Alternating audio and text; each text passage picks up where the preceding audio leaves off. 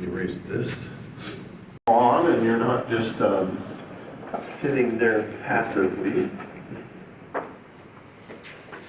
I had a bad habit as a student of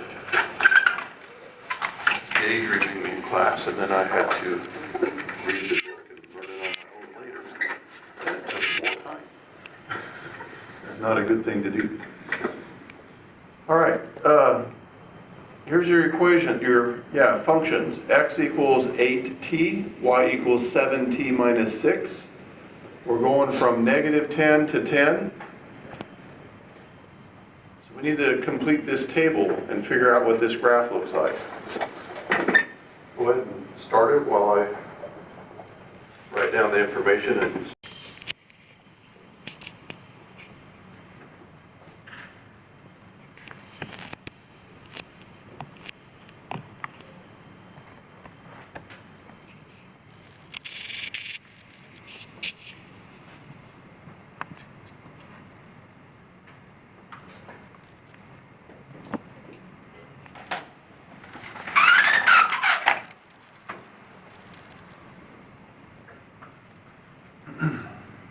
All right, x of t equals 8t. What do I get when we put negative 10 into t for x? Negative 80. How about negative 6? Negative 40. Negative 48. We'll put negative 6 here. 8 times negative 6 is negative 48. Yes? How about 0? How about 6? How about 10? All right, now let's do the y's. So we're putting the same t values into the function for y. So 7 times negative 10 minus 6. What do you get out of that? Negative 76. Now put in negative 6. 7 times negative 6 is negative 42. Negative 42 and negative 6 is negative 48. Put in 0. Negative 6, put in 6.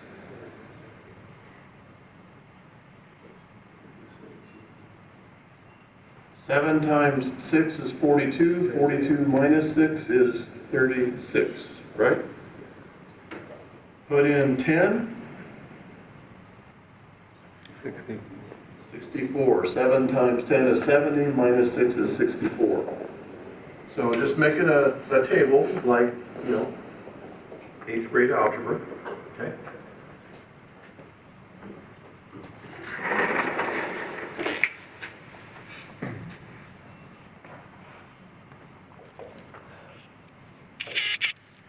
Now the thing about math, history, you can study whatever unit you're in, and you really, you need to know other history to interpret and that kind of, analyze it, because you got to analyze it in the context of all history. But as far as the facts go that you need to pass an exam, you can just study that unit. You don't need to know everything else, right? Math doesn't go that way. We use stuff from 8th grade right here. As you go through calculus, you use stuff that you learned clear back in the 4th grade all the way till now. You don't get to forget anything. That's a problem with math. All right, let's plot these. So I'm gonna scale this by tens. This is like 10, 20, 30, 40, 50, 60, 70, 80. Yeah.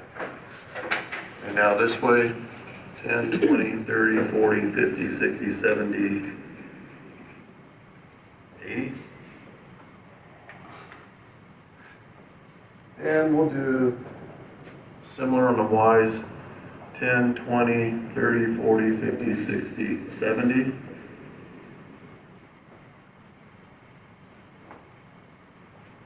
Like that.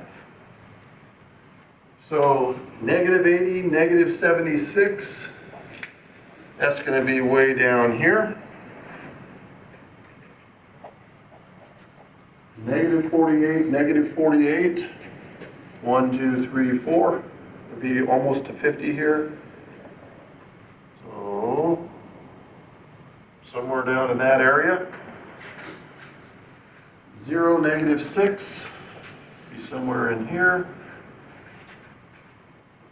48, 36, 1, 2, 3, 4. So 48 is almost to 50. And 36, 1, 2, 3, a little bit more than halfway to 4. Up in here somewhere. And then 80, 64. Here's 80.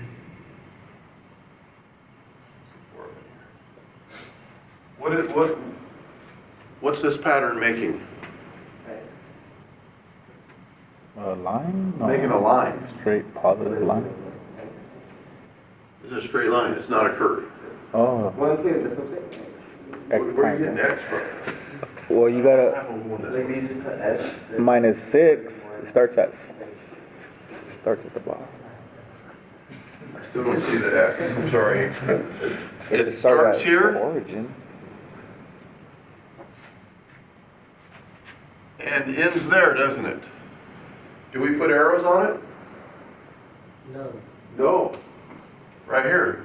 T goes from -10 to 10. It's got a start and an end. What's the positive orientation? Positive means as T increases. Negative would mean as T decreases. Positive orientation, as T increases, which direction does the line trace? Left to upper right or upper right down to lower left? Left upper. Left, upper, right. So it has this direction in it. That's called the positive orientation. Graph is complete. You guys all right with that?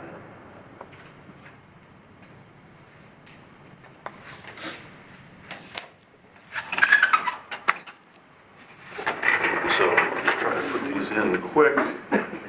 We got 80. 8. If it was at the origin, would it be y equals x? Or it's not? Is it going up by 1 every time? If it was, we'll talk about that in a second here.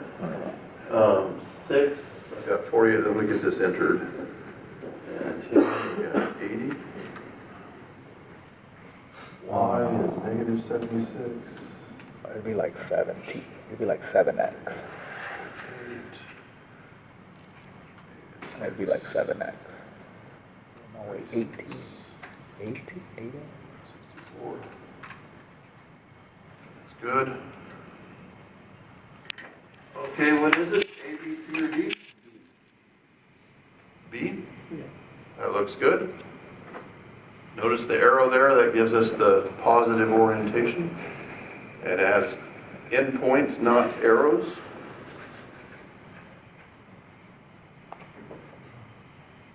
Eliminate the pattern to obtain an equation in X and Y.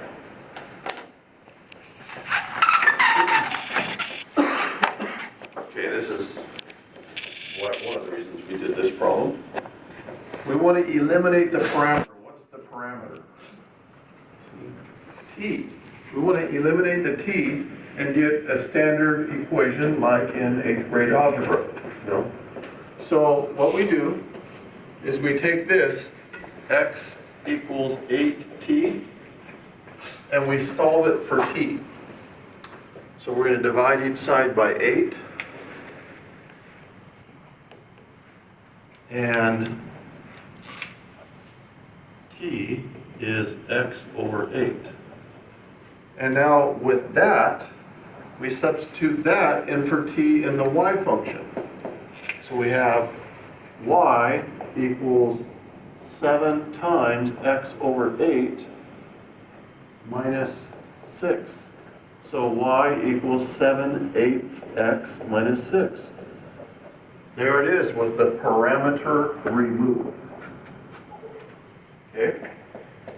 Now that's not the only way we could have done it. We could have solved the y function for t and substituted that in for t over here. We could do it that way as well, and sometimes that's necessary. In this case, we could have gone either way, wouldn't have mattered. But it would have been more work to do it the other way, but it wouldn't matter. Is that like the slope one? Yep, that's y equals mx plus b, so the slope is 7/8. See that? Now look what it says here, now Ernie, now I'm talking about what you said. Slope is b over a. B is the coefficient of t in the y function.